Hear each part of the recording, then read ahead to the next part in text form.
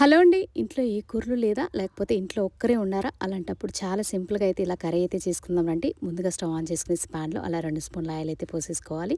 ఉద్దిపప్పు, ఆవాలు, జీలకర్ర ఏసుకునేసి అలా బాగా ఫ్రై అయిన తర్వాత చిన్నగా కట్ చేసుకున్న ఎర్రగడ్డలు ఏసేసుకోవాలి. స్కిన్ తీసేసి చిన్నగా కట్ చేసుకున్న తెల్లగడ్డలు కూడా ఏసేసుకునేసి అలా ఒక రెమ్మ కరివేపాకు కూడా ఏసుకునేసి బాగా ఫ్రై చేసేసుకోవాలి. దొండకాయలనైతే ముందుగా నేను పసుపు, ఉప్పు ఏసుకునేసి 3 విజిల్లు పెట్టి అయితే తీసుకున్నాను. ఆ దొండకాయల వాటర్ అంతా మనం ఫిల్టర్ చేసేసుకునేసి వేసేసుకోవాలి.